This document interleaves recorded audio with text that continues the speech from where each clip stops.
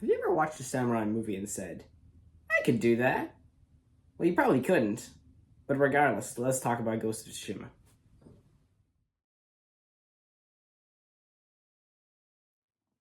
Hey guys, welcome back to the channel. And today we're doing another game review. Today we'll be talking about Ghost of Tsushima, the most recent game I've played to completion. I'm not going to waste any too much time with it, guys. Here's your summary. In the late 13th century, the Mongol Empire has laid waste to an entire nations along their campaign to conquer the East. Tsushima Island is all that stands between the mainland Japan and a massive Mongol invasion fleet led by the ruthless and cunning General Khotan Khan. As the island burns in the wake of the first wave of the Mongol assault, courageous samurai warrior Jin Sakai stands resolute. As one of the last surviving members of his clan, Jin is resolved to do whatever it takes at any cost to protect his people and reclaim his home. He must set aside the traditions that have shaped him as a warrior to forge a new path, the path of the ghost, and wage an unconventional war for the freedom of Tsushima. And that leads to Ghost of Tsushima, released in 2020 by Sucker Punch Productions. So I'd heard about this game, obviously, especially seeing as it was a PlayStation exclusive for the last couple of years. It only recently released on PC. I don't have a PC. I only have a PlayStation. But so yeah, I finally played it for the first time, and it's pretty great, guys. What can I say? I mean, let's talk about Let's just get straight to the review, really. As far as what's great about this game, I mean, let's start with story. Really, it's a pretty straightforward story as far as things go, right? You got a Mongol invasion on a tiny island, which I didn't like really knew existed until I when I played the game. Really, now you know about it. It's an island south of Korea that's of the Koreas. It's part of that is part of Japan. I don't know if it still is. Yeah, maybe it should be, right? Like I'm not an expert, but yeah, I mean I figure it probably is. And yeah, so it's this whole story. You got the Mongol invasion, and you got the lone samurai basically gathering allies to try to single-handedly fight back the invaders. And while the premise is simple, it works because everything in the game sort of just flows together in a pretty natural way. And that's like, let's talk about like just the art style, you guys. This is a game which there's so much beauty in it. It's very much simplistic, like minimalist art in the way it's designed, but it works really well because it's like you look at a game. The last game I reviewed was Red Dead Redemption, and that's another open world game with incredible graphics. But this one focuses less on the pure realism of the graphics and more on a surreal sort of simplistic design, which just is beautiful to look at, especially when you're just crossing those plains on your horse. And there's a lot of leaves blowing all the time. It's you'd wonder how these leaves have any foliage left, but hey, I'm I I'm not complaining. I love the design choice. It looks great. Um, I guess the next thing I will talk about is the characters. The characters in any game are especially important, especially when you're making a story based game like this. And this one doesn't really disappoint. The main character Jin, he's pretty good. You could argue he's pretty simple in certain ways, but I think it is very much the conflict, like that is the drive. If it wasn't for the conflict that drives the narrative forward, then I think he might suffer as a character.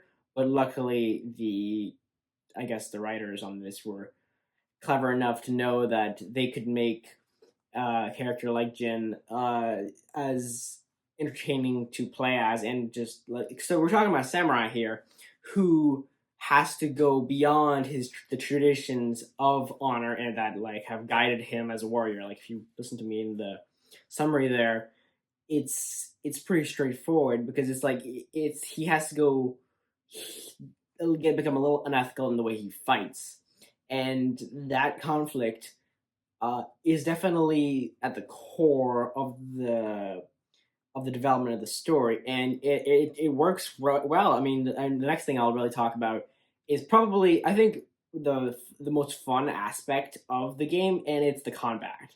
Now we're talking about playing as a samurai. You want great combat, and this game delivers on that. It's not difficult. Like I haven't played Sekiro, but I know it's. I've heard that that's also a very satisfying game to play when if you get it right. But as obviously it's a from soft title, so it's obviously a lot harder to be good at. But this Ghost of Tsushima, I really enjoyed the combat, and it's a lot of fun, and it makes you feel really cool. Well, it's where games like Red Dead 2 suffer because the combat is so repetitive and kind of lame at times. This game does not suffer as far as combat goes. This is some of the most fun combat, probably just I don't want to say ever, but it's definitely some of the most in recent memory. I feel like a lot of people would agree that it's a great system, right? Nothing controversial there. I'm assuming. I mean, yeah, it's a game that has won tons of praise, and it's famous. Like I'm like you watch me reviewing this, guys, but at the end of the day, this is a massive AAA title that has garnered praise all over the place. And yeah, not much more I can say. The open world is definitely an area of the game I think I enjoyed because it didn't feel staggering.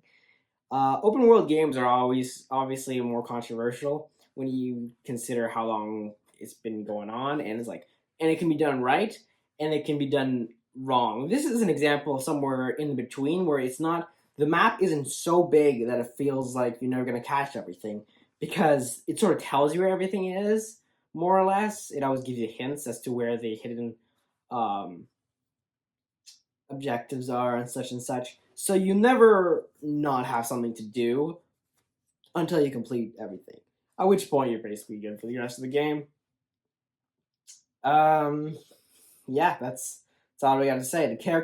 The side characters, I say, are some of the weaker aspects, arguably. I didn't love all of their side missions. There's a few I quite liked, like the Sensei Ishikawa and his what was the name of his his rogue apprentice there. Yeah, and like there's obviously the family revenge one. There's the monk tale stuff. I didn't quite like as much, but I appreciate it for what it was.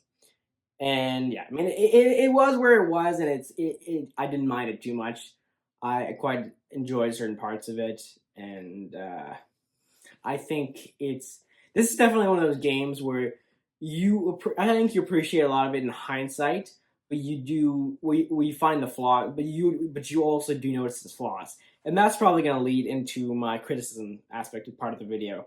And I don't have as many criticisms as I do compliments. This is a great game, guys. But as far as certain aspects go, and I think this is very true for most open world games, is the repetition. After a while, sneaking into a Mongol camp gets kind of old, especially if you've done it for the umpteenth time today. And it's great to a certain extent. It's always fun, but after a while, once you've like maxed yourself out, then you sort of get to a point where it's like, all right, I get the point. What next? And that's sort of like, especially if you're a completionist in that open world sense. I'm not talking about platinuming the game or anything. I mean just generally getting all the major locations, stuff like that. But yeah, it can become dull after a while. That's not a problem with this game so much as with open worlds as a whole. This game I think does it pretty well because it's not uh, overwhelming in the amount of stuff that you have to do. It can get repetitive after a while, obviously. Uh, Sometimes like conversations go on a little too long, and I'm not that interested, and that's okay. And I guess the next thing I want to talk about is something I for the Icky Island Is it? I don't know if it's DLC. It was released as I think it might have been released as DLC, but I played the complete edition, so it's different. But regardless, it has some narrative dissonance with the main game, and this is like this is pretty easy to find because I remember I started playing it before I had finished the main game, and immediately some things stuck out and were bothering me about it. But even after I came back, uh, even though after I came back to the main game, try to finish that before I completed this DLC, I still felt as though the narrative continuity was really bugging me. And that's just a personal thing. I like when stories flow together in a natural way, but I guess in certain ways, senses like this, it can be difficult, I guess, with DLC.